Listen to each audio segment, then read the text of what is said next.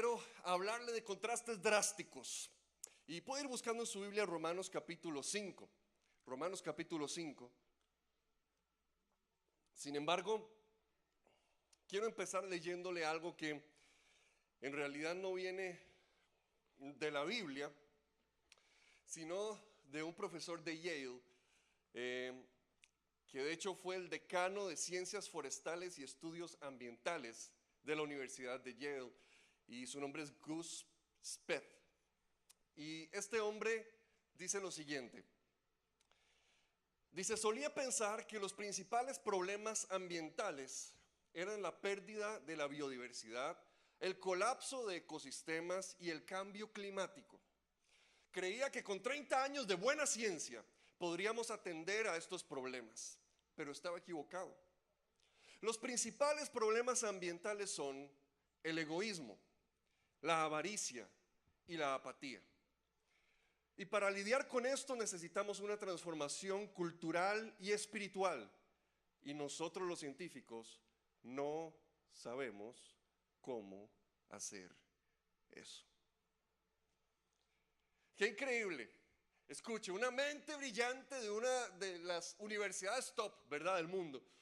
Y que dice los problemas principales que en el ambiente, en el área que él trabaja, dice, son el egoísmo, la avaricia y la apatía. Y para eso se necesita una transformación cultural y espiritual. Y nosotros los científicos no sabemos cómo hacer eso. Esa es una descripción de la realidad humana. Nosotros queremos libertad de las consecuencias, pero muchas veces no queremos libertad del problema en sí. A nosotros no nos gustan las consecuencias de nuestras acciones muchas veces. Y queremos que se nos quiten las consecuencias, pero no estamos dispuestos a vivir de una manera que no traiga esas consecuencias. Nosotros no nos gustan las consecuencias que trajo el pecado al mundo. Sin embargo, queremos seguir viviendo en pecado, pero nada más que Dios nos quitará las consecuencias de ese pecado. No queremos cambiar nuestro estilo de vida, pero sí queremos ser libres de lo que ese estilo de vida produce. No queremos lo que viene con el pecado, no queremos que la familia se separe, pero no estamos dispuestos a cortar una relación de adulterio.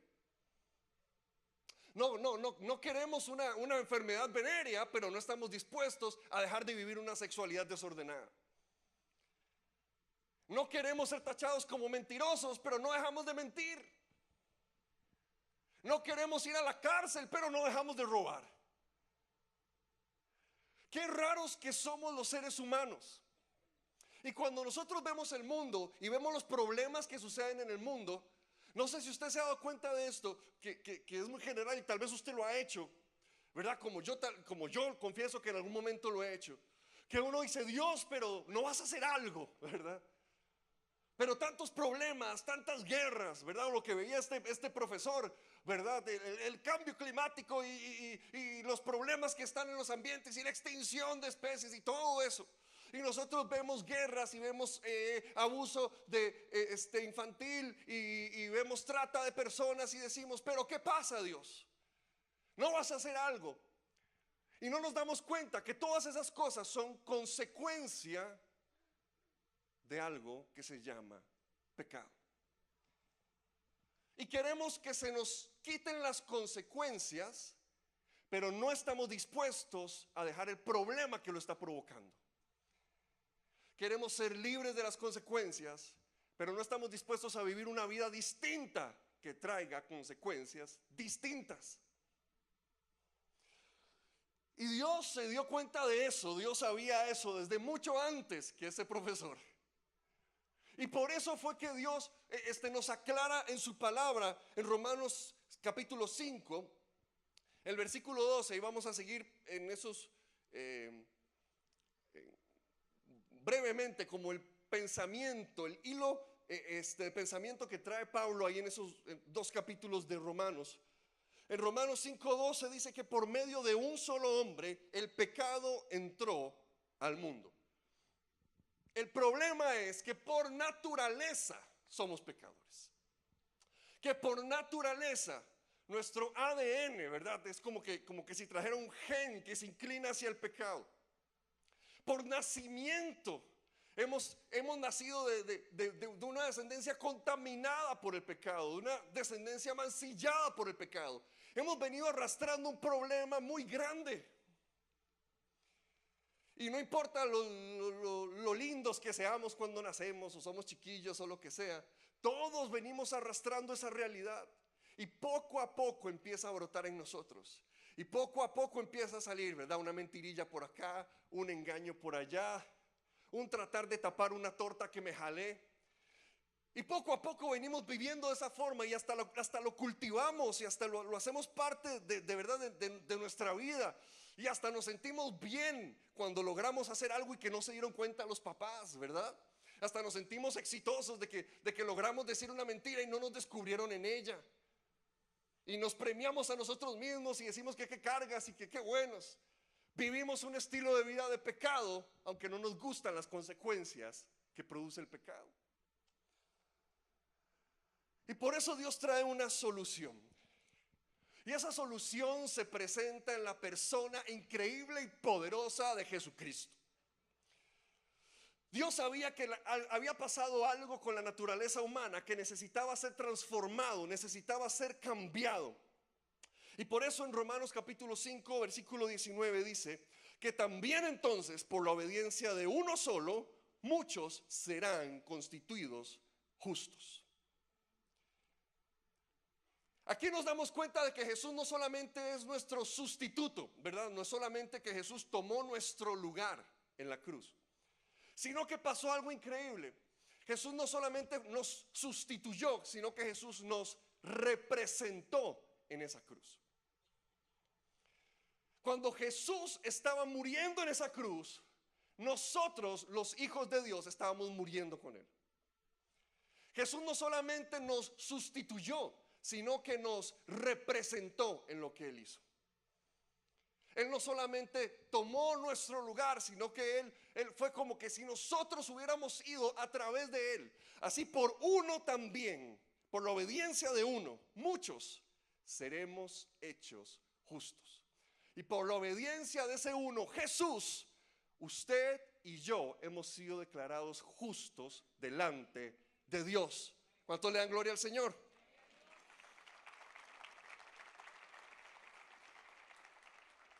Pero lo increíble es que no solamente en su muerte, denle la vuelta a la página tal vez, y va a Romanos capítulo 6. El versículo 4 dice esto, Romanos 6, 4, dice, mediante el bautismo. Quisiera saber aquí, ¿cuántos han sido bautizados en agua? Aquí en este lugar. Ok, este es un tema muy importante del cual vamos a estar hablando hoy. Dice la Biblia, mediante el bautismo fuimos sepultados con Él en su muerte, a fin de que así como Cristo resucitó por el poder del Padre, también nosotros llevemos una vida nueva. Diga conmigo, una vida nueva. Dígalo más fuerte, una vida nueva. Lo increíble del poder que tiene la resurrección de Cristo sobre nosotros es que la resurrección de Cristo nos ha dado la capacidad de vivir una vida nueva, una vida diferente a la que llevábamos antes, una vida distinta a la que veníamos arrastrando, una vida diferente a la que habíamos cultivado por tanto tiempo, una vida distinta en la cual a la que ya nos habíamos acostumbrado, una vida nueva. Porque de hecho en Jesús su vida cambió. Dice la palabra nos enseña que cuando resucitó con ese cuerpo glorificado. Él se levantó a una vida totalmente diferente. Nos decía el pastor el domingo, ¿verdad? Que la palabra de Dios enseña, ¿verdad? Que atravesaba paredes, ¿verdad?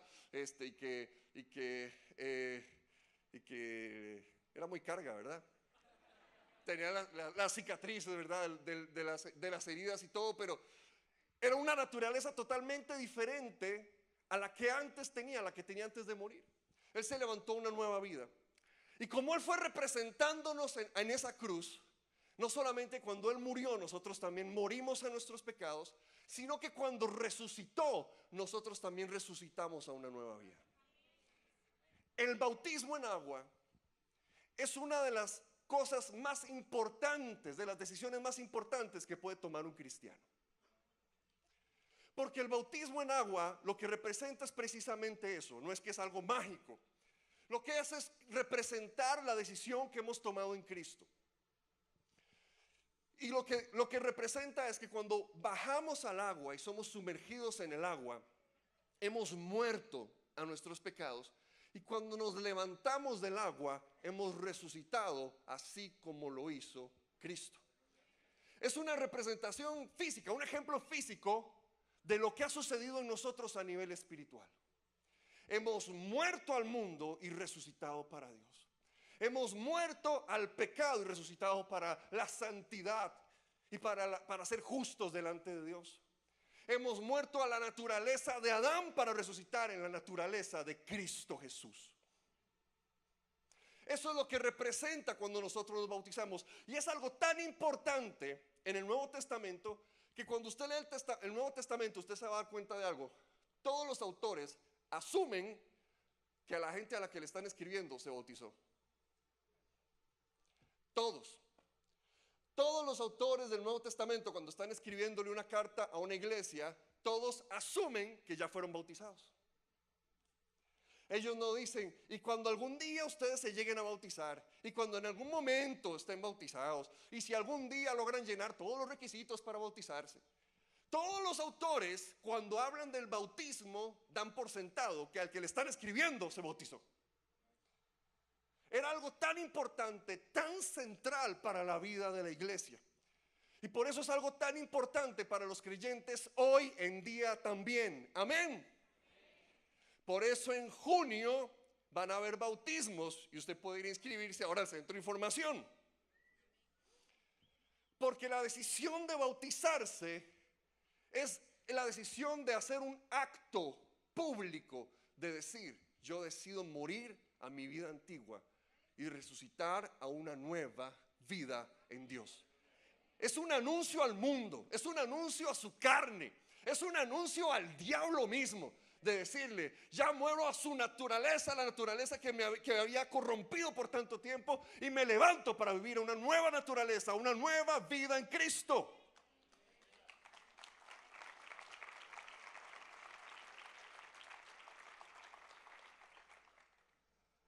Por eso dice ahí, mediante el bautismo fuimos sepultados con Él en su muerte, a fin de que así como Cristo resucitó por el poder del Padre,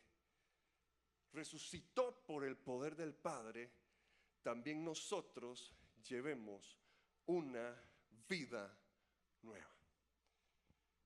Así como Jesús se pudo levantar de entre los muertos y vencer al infierno, resucitando, así el mismo poder del Padre y del Espíritu actúa en nosotros para poder decirle no a una tentación. De la misma manera en la que ese poder actuó sobre Cristo, rompiendo las cadenas de la muerte, de la misma manera ese poder actúa en nosotros, rompiendo las cadenas del pecado. Porque cuando nos bautizamos, cuando tomamos la decisión de seguir a Cristo, eso era lo que significaba el bautismo. Era esa señal de que a partir de ahora decido seguir a Cristo. Lo que se estaba anunciando era eso. Ya no más, ya no más. A partir de ahora es borrón y cuenta nueva. A partir de ahora mi vida va a ser transformada. A partir de ahora voy a vivir un estilo de vida distinto, diferente. A partir de ahora voy a ser un discípulo de Jesús. Y el problema que tenemos hoy en día es que en las iglesias tenemos muchos cristianos, pero muy pocos discípulos. El problema por el cual el mundo se queja de la iglesia es porque tenemos muchos cristianos, pero muy pocos discípulos. Porque un discípulo es ese que se compromete a decir, muero a una vida antigua y resucito a una vida nueva.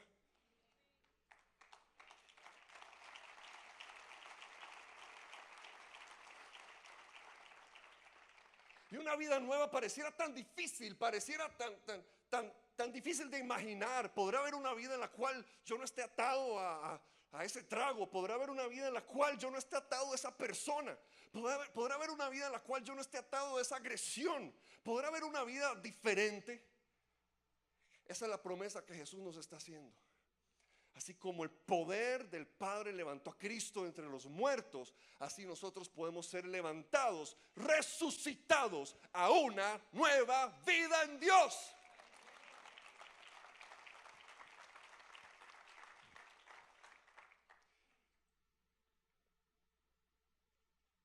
Dios quiere que el poder de su resurrección se vea en nosotros. Dios quiere que el poder de su resurrección se refleje a través de nosotros. Dios quiere que el poder de su resurrección sea anunciado al mundo a través nuestro. A través de gente que empezó a vivir un estilo de vida distinto. A través de gente que le dijo no al pecado y sí a Cristo. A través de gente que ha tomado decisiones radicales. Que ha vivido un contraste tan drástico en su vida. Un verdadero antes y después de Cristo. Lo que pasa es que nosotros a veces como que negociamos cosas, ¿verdad? Y nos la jugamos. Y es que no es simplemente venir a la iglesia. No es solamente leer la Biblia de vez en cuando. No es nada más hacer una oración antes de la comida o antes de dormir. Es vivir una vida nueva. Y lo increíble es que la religiosidad en nuestro medio cristiano lo hace ver como que el hablar de una vida nueva es condenar a alguien. Ay, pastor, pero entonces ¿qué? Solo porque yo miento, ay, yo no soy de su club, yo no soy de ustedes. Solo porque yo hago tal y tal cosa, entonces ¿qué? Ya no, ay, qué falta de amor. Eso es cuando el enemigo agarra una verdad y la manipula, la ensucia, la corrompe. En realidad la nueva vida en Cristo es algo que nosotros deberíamos estar anhelando, deseando, buscando, diciendo: qué rico vivir una nueva vida en Cristo. Qué rico vivir de manera drásticamente diferente al mundo. Qué rico poder ser luz en medio de la oscuridad. Porque cuando la palabra de Dios nos habla de lo que Cristo vino a hacer, solamente usa términos extremos. Usa el término oscuridad y usa el término luz, usa el término muerte y usa el término vida. Son cosas totalmente separadas, totalmente extremas. Nada más que a nosotros nos gusta vivir como en el medio. Porque de nuevo, no queremos las consecuencias del pecado, pero tampoco queremos dejar el pecado. Entonces buscamos a un Dios que nos quite las consecuencias sin resolver el problema. Y eso no existe. Hay algo increíble. En Hechos capítulo 2, 38, cuando el apóstol Pedro está predicando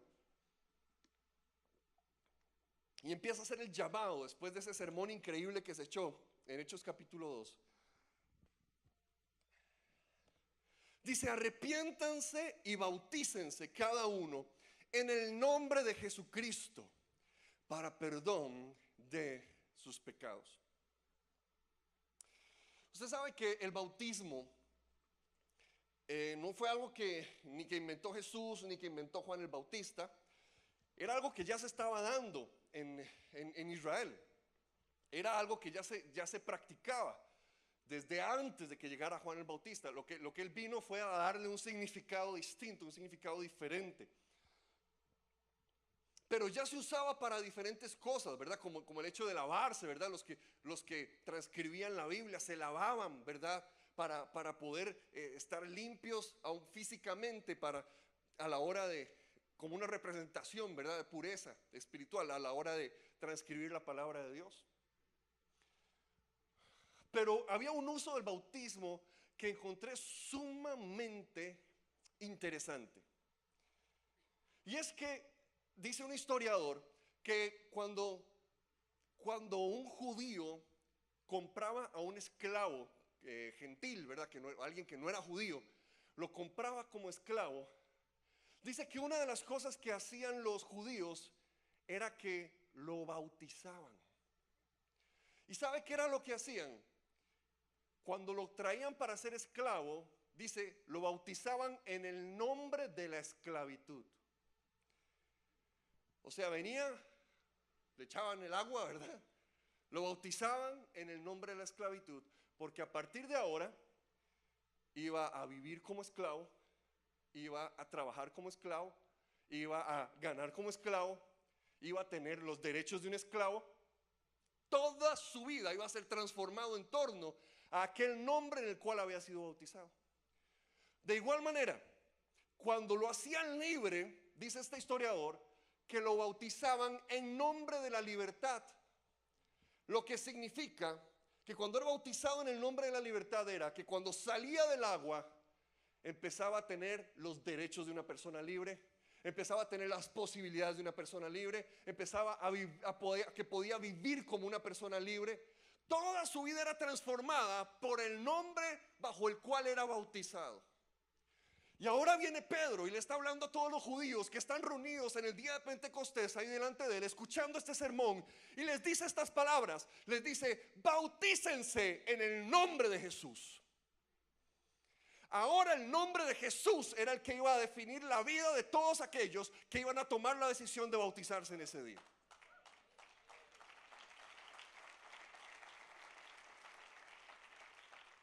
Así que ahora el nombre de Jesús iba a definir cómo caminaban, cómo hablaban, cómo se vestían, qué cosas hacían, qué cosas no hacían, en qué cosas participaban, en qué cosas no participaban.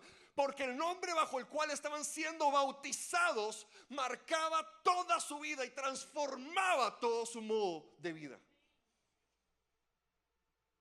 Y cuando nosotros tomamos la decisión de bautizarnos en agua, eso es precisamente la decisión que estábamos tomando.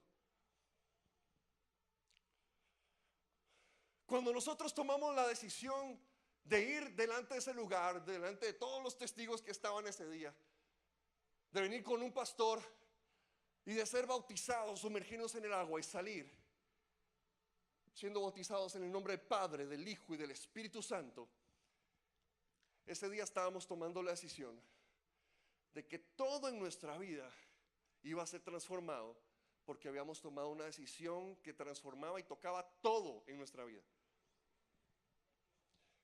El que era bautizado como un esclavo no podía decidir qué partes sí y qué partes no.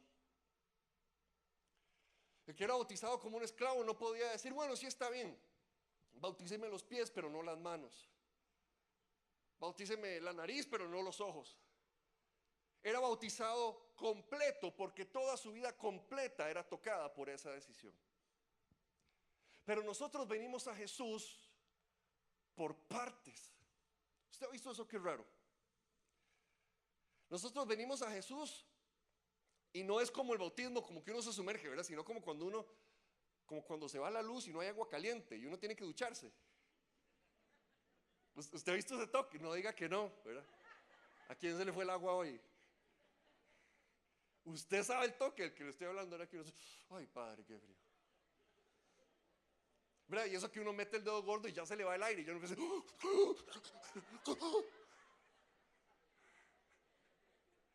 Entonces uno dice: ay Señor Jesús.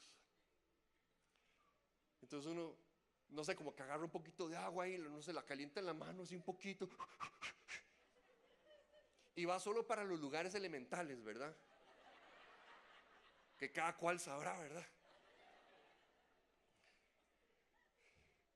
Así que uno trata de ahí, ¿verdad? Y ya si se envalentona mucho, ¿verdad? O si el día no está muy oscuro o algo así, uno llega al final y se mete. Pero si no, nada más las partes importantes, ¿verdad? Nada más ciertas partes. Cuando usted tomó la decisión de bautizarse, usted no se bautizó por partes. Usted no tomó la decisión: voy a dedicarle a Dios los domingos, pero los lunes yo hago lo que yo quiero. Cuando usted se bautizó, usted no pudo decir: bueno, yo voy a dedicarle a Dios, no sé, mi mi alma, pero yo hago con mi cuerpo lo que a mí me dé la gana. Cuando usted tomó la decisión de bautizarse, usted no dijo, bueno, voy a bautizar esta parte, pero la otra no.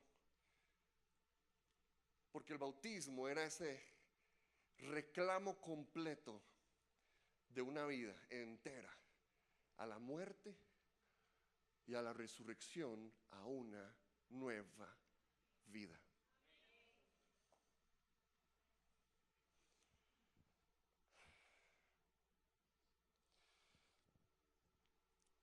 Y viéndolo así nos damos cuenta de algo.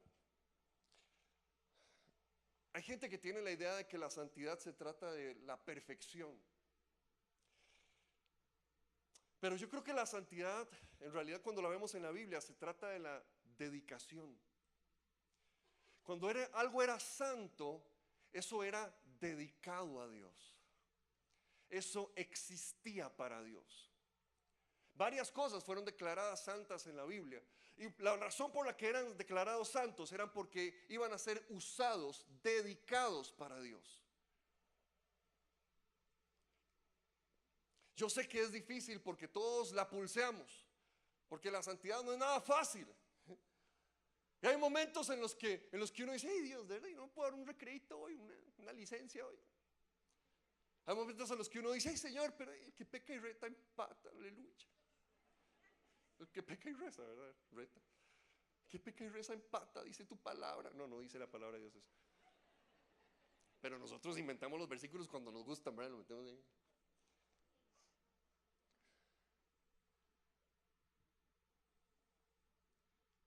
La santidad es dedicación. Es saber, esto existe para Dios y le va a honrar a Él y le va a servir a Él. Y cuando usted se da cuenta, cuando la Biblia dice que usted sea santo, es precisamente porque usted ha sido dedicado a Dios. Porque tus pensamientos han sido dedicados a Dios. Tus pensamientos no han sido dedicados al temor, tus pensamientos no han sido dedicados al pecado, tus pensamientos no han sido dedicados al mundo, tus pensamientos han sido dedicados a Dios. Tu cuerpo ha sido dedicado a Dios. Tu tiempo, tus finanzas han sido dedicadas a Dios.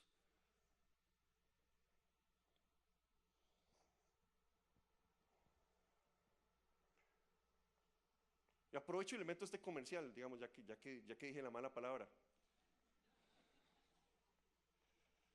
Yo no entiendo que hay gente que dice, no, según el Nuevo Testamento uno no tiene que diezmar porque a partir del Nuevo Testamento más bien Dios lo que pide es todo de uno, no solo el diezmo. Y yo digo, híjole, qué gente más gata. ¿Verdad? Yo quiero verlos que Dios les pida el 100% de su salario un mes, a ver si de verdad se lo dan. Porque alguien que no es capaz de dar el 10% cada mes, en el momento en que Dios le pida el 100%, no sé, ¿verdad? Pero nosotros tenemos la maña de que hay cosas que cuidamos de Dios, que nos cuidamos de Dios. Esto te lo entrego, esto me lo cuido porque yo no lo confío mucho en vos, Dios. De nuevo, resuélvame las consecuencias, pero no me resuelva el problema. No me resuelva lo que lo está causando. Pero somos santos porque hemos sido dedicados por completo a Dios. Porque todo lo que somos, tenemos, podemos hacer, toda nuestra vida entera ha sido dedicada para honrar al Rey de Reyes y Señor de Señores. Una vida nueva.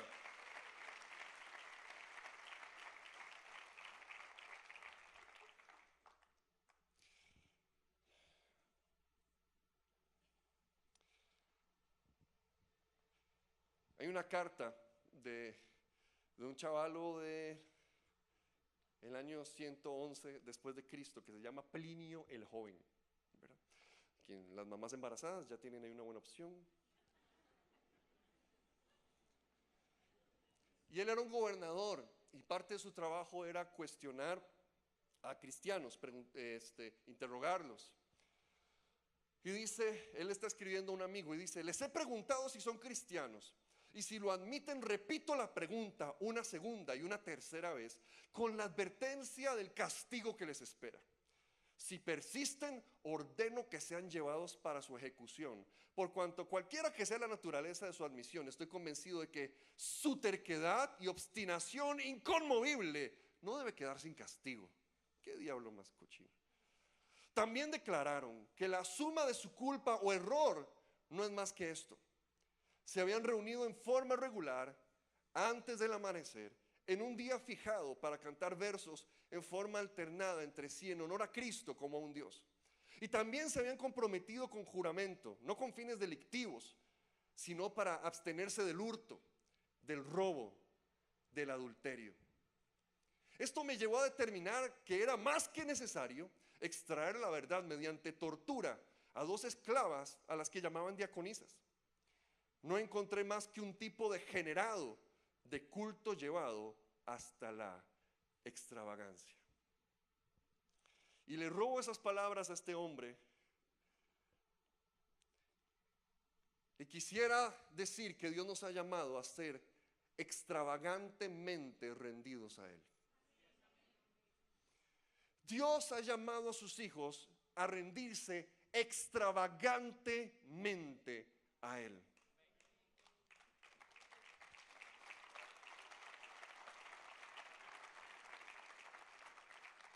Desde el inicio este hombre no podía entender, y este hombre decía: pero ¿por qué son tan necios? Nada más nieguen a ese Jesús y ya, y si quieren lo siguen después, o no sé. Pero yo, que soy el gobernador, les estoy diciendo que lo dejen, que lo hagan a un lado, que los voy a matar. Así que solo por necios los voy a castigar. No me importa que no hayan hecho nada malo, no me importa que no hayan hecho nada más que eso. Son tan tercos. Un culto que ha sido degenerado, extravagante.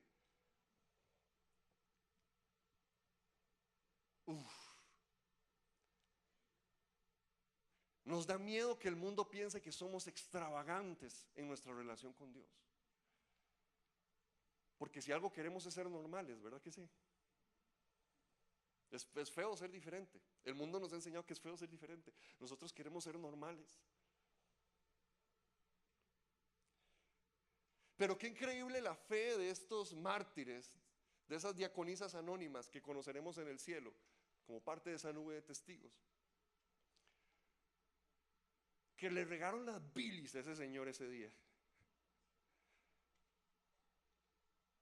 porque estaban extravagantemente rendidas y dedicadas a su Jesús, a vivir una vida nueva.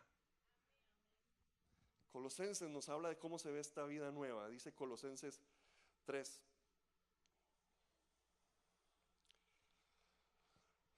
Versículo 1. Ya que han resucitado con Cristo. ¿Cuántos hemos resucitado con Cristo? Amén. Ya que han resucitado con Cristo, busquen las cosas de arriba, porque ya resucitaron. Amén. Versículo 5. Por tanto, hagan morir lo que es propio de la naturaleza terrenal: inmoralidad sexual, impureza, bajas pasiones. Eso suena como a telenovela, ¿verdad? Bajas pasiones. Malos deseos y avaricia, la cual es idolatría. Usted que es un avaro, sepa que es un idólatra, dice la palabra de Dios. Por estas cosas viene el castigo de Dios. Ustedes las practicaron en otro tiempo. Diga conmigo, otro tiempo. No, eso era antes, ¿verdad? Eso era antes. Ya no somos inmorales sexuales, amén. Ya no vivimos en bajas pasiones. Ya no somos avaros. Eso era en otro tiempo. Y dice el versículo 8: pero ahora abandonen también todo esto: enojo, ira, malicia, calumnia. O sea, hablar mal de otros, andar chismeando. Y lenguaje obsceno. Dejen de mentirse unos a otros. Ahora que se han quitado el ropaje de la vieja naturaleza con sus vicios y se han puesto una nueva naturaleza que se va renovando en conocimiento a la imagen de su Creador. Extravagantemente rendidos a Cristo. Es algo totalmente diferente, es una diferencia drástica de vida. Le leo las palabras de otra persona. Él escribió en el siglo II. Arístides está defendiendo la fe, está hablando a favor de la fe. Y dice, hablando de los cristianos, apaciguan a sus opresores y los convierten en sus amigos. Hacen bien a sus enemigos. Se aman los unos a los otros. No alejan su estima de las viudas y liberan al huérfano de aquel que lo maltrata. Y el que tiene, da al que no tiene, sin alardear. Y al ver un extraño, lo reciben en sus casas, como un discipulado, como una cena. Y se regocijan con él como si fuera su hermano, ya que no se llaman hermanos por la carne, sino hermanos por el Espíritu y en Dios. Y cuando uno de sus pobres muere, cada uno de acuerdo a su habilidad le atiende y cuidadosamente se asegura de su entierro. Una vida drásticamente diferente a la que vive el resto del mundo. Una nueva vida. Cuando Dios dice una nueva vida, no está jugando, no está vacilando. Cuando la Biblia dice una nueva vida, no está diciendo cosquillitas un domingo, jijiji, qué lindo Espíritu de Dios. Cuando la Biblia dice una nueva vida, es una nueva vida. Es un cambio drástico, es una dedicación extravagante. Es un estilo de vida totalmente diferente. ¿Qué es difícil? Sí es difícil. Pero ahí está uno de los problemas de muchos hijos de Dios. Y es que quieren vivir sus vidas aisladas. Gálatas capítulo 3, versículo 26. Pero en 1 Corintios 12,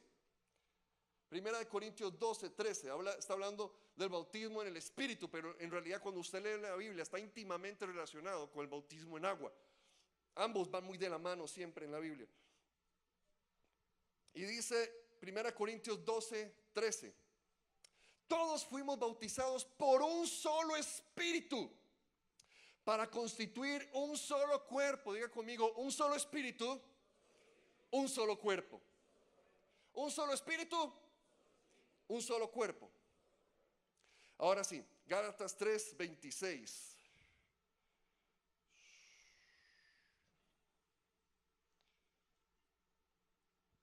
Del 26 al 29 se lo leo, dice: todos ustedes son hijos de Dios mediante la fe en Cristo Jesús, porque todos los que han sido bautizados en Cristo se han revestido de Cristo.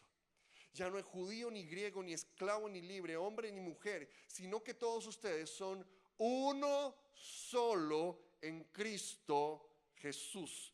Diga conmigo, uno solo.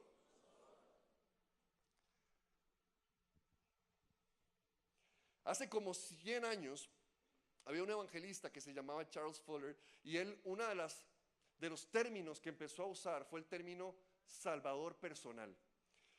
Y cuando él estaba evangelizando, él le decía a la gente: ¿conoces o tienes a Jesús como tu salvador personal?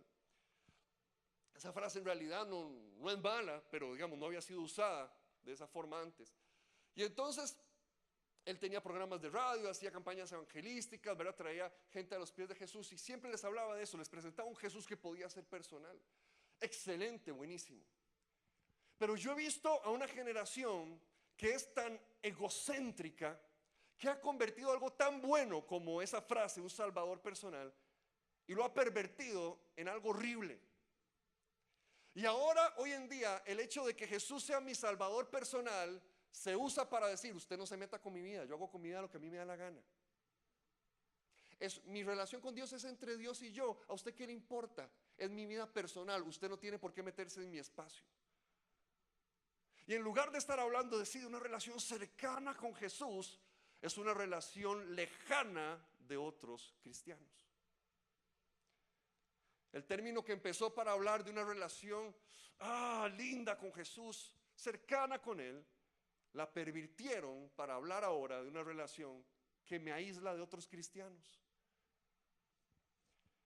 Y por eso vemos a muchos cristianos que solo se sienten cómodos así cuando hay un montón de gente, pero no están dispuestos a participar de un discipulado. No están dispuestos a verle los ojos y la cara a alguien. No están dispuestos a meter a alguien en sus vidas. ¿Por qué? Porque la relación con Dios es algo personal. Y su relación, su imagen de una relación personal con Dios es más o menos como esta.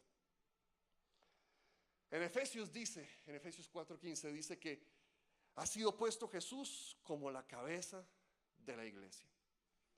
Y muchos cuando hablan de una relación personal con Jesús, la imagen que se imaginan es la imagen de simplemente una cabeza por un lado y un cuerpo por otro. Cuando piensan en una relación personal con Jesús, lo que están pensando es, yo quiero la cabeza, pero no quiero nada con el cuerpo. Quiero aprender de la cabeza, quiero escuchar de la cabeza, quiero relacionarme con la cabeza, pero con su cuerpo yo no quiero nada. Quiero a Jesús, pero no quiero a la iglesia. Quiero a Jesús, pero no quiero a otros cristianos. Quiero a Jesús, pero no quiero a otros creyentes. Quiero la cabeza, pero no quiero nada que ver con el cuerpo. Y cuando nosotros nos bautizamos en Cristo, la Biblia nos enseña que somos hechos parte de un solo cuerpo. Cuando nosotros nos bautizamos en Jesús, la Biblia nos enseña que somos hechos parte de un solo cuerpo. Pero nosotros decimos, no, relación personal con Jesús, decapiten a Jesús. No, relación personal con Jesús, nadie se meta con mi vida. No, relación personal con Cristo, no quiero a nadie que me esté estorbando. Una de las cosas que hacen más difícil vivir una nueva vida en Dios es tratar de vivirla solo. Es tan difícil tratar de vivir una nueva vida en Dios cuando uno lo está haciendo solo. ¿Sabe? Una de las cosas que me llama la atención del bautismo es que nadie se bautizaba a sí mismo. En la Biblia nadie se bautizó solo. En la Biblia siempre eran bautizados por un discípulo. En la Biblia siempre había alguien que los estaba bautizando. ¿Por qué? Porque estaban en una relación con otros creyentes. Todos nosotros deberíamos tener a alguien a quien le hemos dado permiso de decirnos cuando estamos caminando mal. Todos nosotros deberíamos tener a alguien en nuestra vida con quien tenemos una relación lo suficientemente cercana como para llegar a decirle, vea, hay una chavala en el trabajo que me está haciendo ojos y estoy a punto de irme con todas, ayúdeme. Todos necesitamos una relación cercana con alguien con quien podamos decirle, vea, yo sinceramente quiero vivir una nueva vida en Dios, pero esto me está costando tanto, pero estoy viendo esto tan difícil. Ayúdame, hace algo, estorbame. Si tiene que echarme al agua, écheme al agua, no sé, a ver qué hace, pero ayúdeme. Porque quiero vivir esa nueva vida que Dios me ha dicho, que Dios me ha prometido. Pero es mucho más cómodo decapitar a Cristo y decir, no, Dios sabe cómo está mi relación entre Él y yo. Nadie más se meta, nadie más opine, nadie más diga. No, Dios sabe cómo está mi relación entre Él y yo. Nadie más, por favor, no me estorben. Qué barbaridad, qué religiosos, qué controladores. Y a mí me llama tanto la atención que haya una persona que está dispuesta a que cuando un entrenador personal le dice a qué hora levantarse, qué comer, qué no comer, qué cosas hacer y qué cosas no hacer, le hacen caso. Pero Dios guarde, un discipulador les diga, nos vamos a levantar a las 5 de la mañana a orar y vamos a ayunar Porque dicen, ah, no, qué controladores, qué religiosos. Cuando lo dice el personal trainer, ahí no hay bronca, ¿verdad? No, no, no, sí, sí, dele, porque es por la foto para el Instagram. Ahí tengo que salir. Pero cuando es alguien que lo que está trabajando es que me está metiendo en el gimnasio espiritual, una disciplina espiritual, que me está diciendo, vamos a hablarle a alguien de Cristo. ¿A quién le hablaste de Jesús en esta semana? ¿A quién trajiste a los pies de Jesús en este mes? Vamos, yo te ayudo, que no te dé vergüenza, que no te dé miedo, hagámoslo juntos. Vamos a orar. Veo que estás flaqueando, metámonos a ayunar y metámonos a orar, metámonos en esto, porque Cristo nos ha prometido una nueva vida y esa nueva vida la vamos a arrebatar juntos en el nombre de Jesús.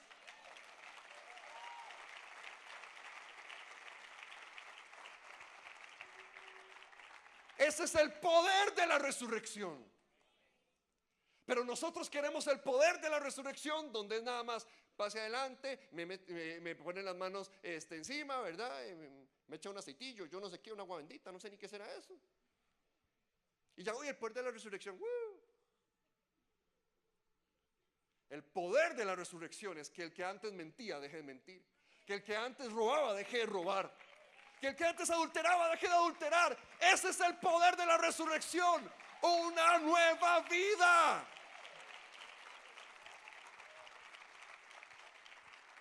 Y Dios nunca quiere que usted haga eso solo. Él siempre ha buscado que usted pueda estar acompañado por alguien en ese caminar. Y no solo por Él, sino por un hermano.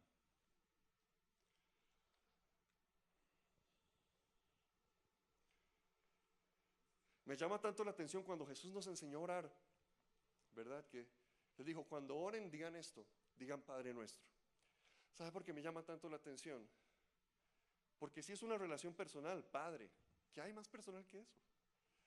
Padre, es una relación personal, pero dice nuestro, una relación personal que se vive en comunidad. Si es una relación cercana, cálida, si es una relación cara a cara, Padre. Pero Jesús no dijo, oren Padre mío. Jesús dijo, oren Padre nuestro. Esa debería ser el reflejo de tu relación con Dios. Si estás viviendo con Dios como tu Padre nada más, o si estás viviendo con Dios como un Padre nuestro.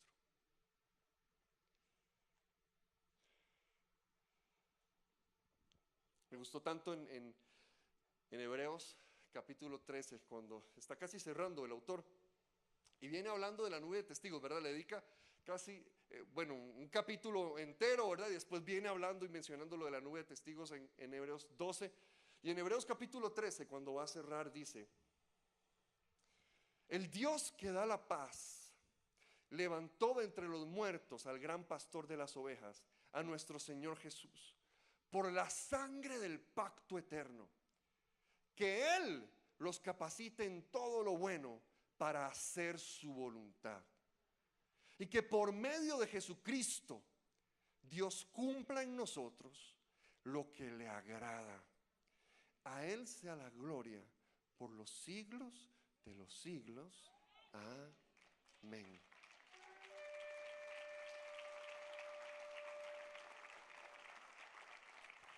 Pero voy a pedir al ministerio de alabanza si puede pasar aquí adelante. Dios nos ha llamado a vivir una vida extraordinariamente dedicada a Él. Extravagantemente dedicada a Él. A una vida que sea un contraste tan grande como lo es las tinieblas y la luz, como es la muerte y la vida. Esos son los términos en los que habla el Evangelio. Una vida con contrastes tan grandes como el que antes mentía ya no miente, el que antes robaba ya no roba. Una vida con contrastes tan grandes, porque al bautizarnos hemos muerto a nuestra vida anterior y al levantarnos de esas aguas experimentamos el poder de la resurrección de Cristo.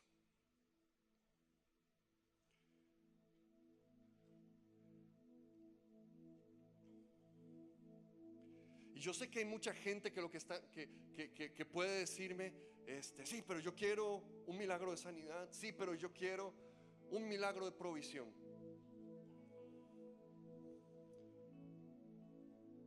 Vuelvo al inicio. Muchas veces buscamos solamente libertad de las consecuencias, pero Dios es tan bueno que lo que Él quiere trabajar es la causa, lo que ha corrompido nuestra vida. Y hay milagros mucho más poderosos o con un impacto mucho mayor, tal vez en su vida del día a día, su vida práctica, que vienen por un simple asunto de rendición extravagante a Dios, obediencia. Obediencia. Nosotros queremos siempre como los secretos de cosas que no sabemos, que no conocemos. Y la Biblia es tan fácil, la Biblia es tan sencilla.